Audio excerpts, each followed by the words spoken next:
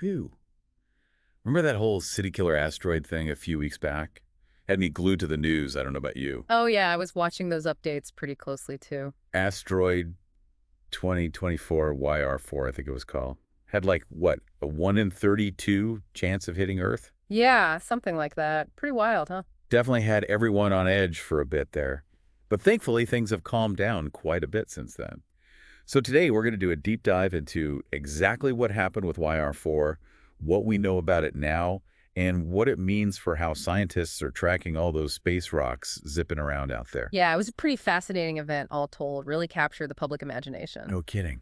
So for those who maybe haven't been following along as closely, can you remind us just how big was this thing and why were people so freaked out about it? Well, picture like 5 school buses lined up end to end. Okay, got it. That's roughly the size of YR4, about 180 feet wide. So not like extinction level event big, but definitely big enough to do some serious damage. Oh, absolutely. Okay. And it was initially classified as a level 3 on that Torino Impact Hazard Scale. The Reno scale, right. Can you remind us what that is again? I feel like I should know, but... Oh, yeah, no worries.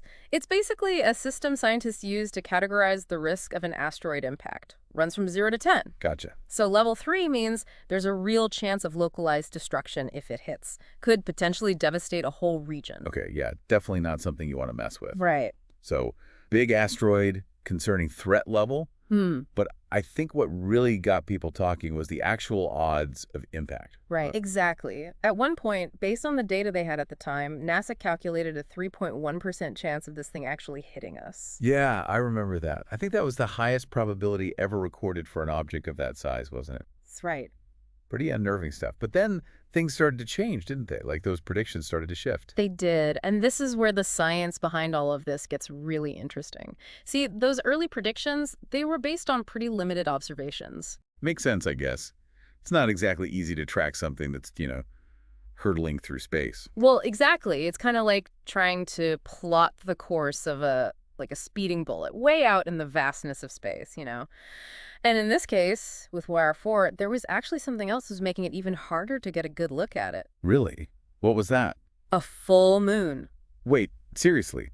The moon was messing with our ability to track this asteroid? Yeah. All that extra light from the full moon was basically making it harder to get clear observations. Huh. Who knew the moon could be such a party pooper? Right. But it just goes to show you how even something that seems totally unrelated, like the lunar cycle, can have a real impact on scientific observation. That's pretty wild. So what happened? Did they just have to wait for the moon to get out of the way? Basically, yeah. As the moon waned and the skies got darker, astronomers were finally able to get much better data on YR4's trajectory, and that allowed them to refine those initial calculations. And that's when we started getting the good news, right? Exactly. As of today, February 21st, 2025, the chance of YR4 hitting Earth is down to something like 0.28%. Basically negligible.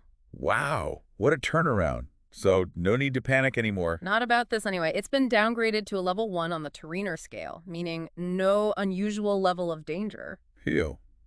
That's a relief. Though I do remember hearing some talk about YR4 maybe hitting the moon instead. Is that something we should be worried about? Not really. The moon, you see, it doesn't have an atmosphere to protect it, so it's constantly getting bombarded by space rocks of all sizes. You can even see the flashes from those impacts sometimes, if you have a decent telescope. Really? Yeah, so a lunar impact is more of a cosmic spectacle than a real threat. Interesting. So looks like YR4 turned out to be a bit of a cosmic false alarm, thankfully. But I imagine this whole episode was still a pretty valuable learning experience for the folks who track these objects, right? Oh, absolutely. It was like a real-world test of our planetary defense systems. Showed us how important continuous monitoring is, how much those initial predictions can change as we get more information, and how crucial clear communication is when you're dealing with a potential risk like this.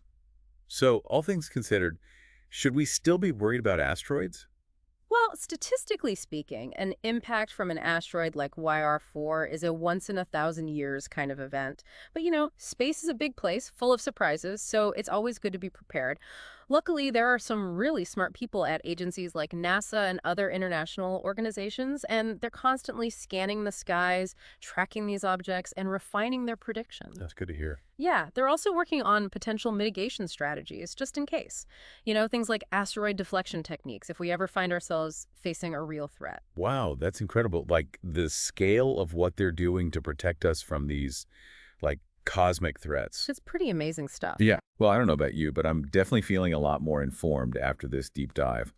While YR4 thankfully turned out to be a non-issue, it really does make you wonder, what else is out there lurking in the darkness. It does, and I think it also highlights the importance of the work those scientists are doing to keep us safe from those potential hazards. It's really remarkable. Absolutely. So if any of our listeners want to learn more about this stuff, are there any good resources you recommend? Oh, yeah, for sure. NASA's website is a fantastic resource. They've got tons of information about asteroids, how they track them, their planetary defense initiatives, all sorts of cool stuff. Great tip. We'll be sure to include a link in the show notes. Well, I think that about wraps things up for today. Big sigh of relief knowing YR4 is no longer a threat, but it's a good reminder that the cosmos can be a pretty unpredictable place. It definitely can. And that quest to understand and protect our little blue planet from all those cosmic curveballs, well, that's an adventure that never really ends, does it? Never does. That's all for today's deep dive, everyone. Thanks for listening.